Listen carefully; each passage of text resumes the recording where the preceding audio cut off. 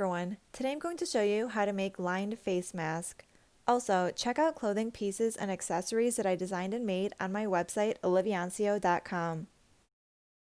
The supplies that you are going to need are 100% cotton fabric, interfacing, I used iron-on interfacing, oval cord elastic or 1/4 inch soft stretch braided elastic or any other kind of elastic that will be comfortable around your ears, scissors, measuring tape, and pins. After gathering my supplies, I sketched out a pattern for my mask and labeled it with measurements.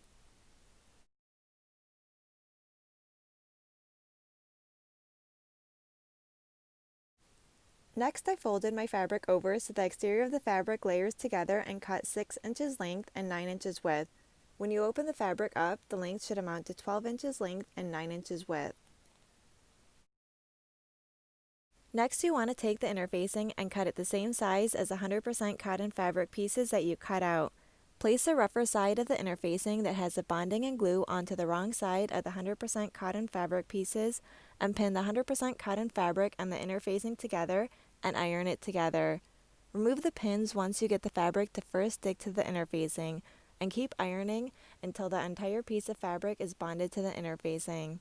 Next, you want to fold the fabric with the interfacing on the exterior and the exterior of the 100% cotton fabric on the interior of the fold.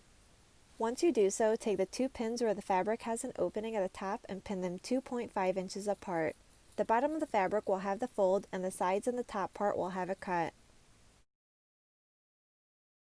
Then you want to sew a straight stitch across on the right and the left side of the pins, keeping the gap in between the pins unsewn. Next, cut 2 pieces of your elastic 7 inches long. You may change the length depending on how loose or tight you would like the mask to fit.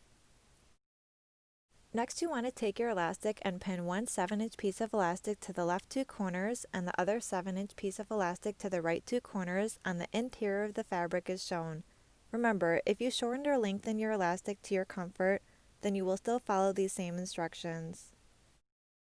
Have a little elastic sticking out of the corners and sew a straight stitch on the right and the left side of the mask from top to bottom, which is 6 inches in length on each side. Make sure the elastic on the inside isn't twisted. When sewing the straight stitch, make sure to backstitch really good over the elastic so it's secure. Once you sew the elastic on each side, you want to find the 2.5-inch opening at the top part of the mask and flip the mask inside out. Once you flip the mask inside out, the 2.5-inch unsewn opening will now be at the bottom of the mask. You then want to tuck in the seam allowance at the 2.5-inch unsewn opening at the bottom of the mask before pinning and sewing the straight stitch along the mask with the 1/4 inch seam. Then follow the pin lines on the sketch and fold and pin the mask.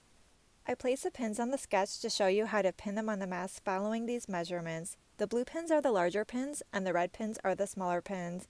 That will help with how to fold the mask evenly. The large blue pins should end up on the inside of the mask folds.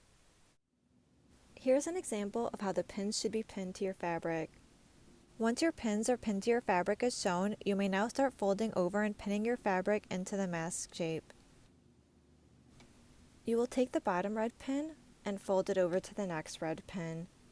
Then you will take the red pin on top of that and fold it over to the next red pin. Then you will take the next red pin on top of that and fold it over to the last red pin on the top. Then you want to copy that on the other side of your fabric so the mask measurements are even.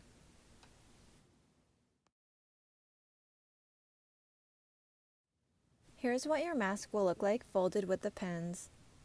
As you can see, the red pins layered together.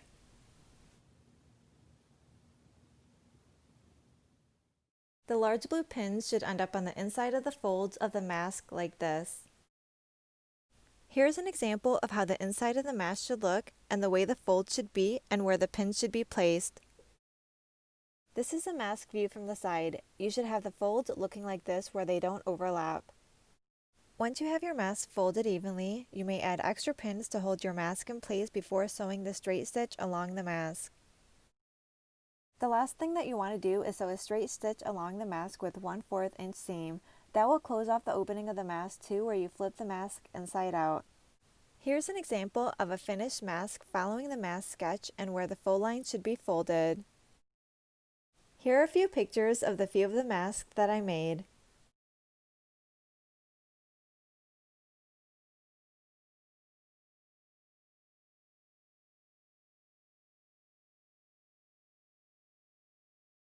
Thank you guys so much for watching. I hope that you guys enjoyed the video and stay tuned next time for more How To in Style.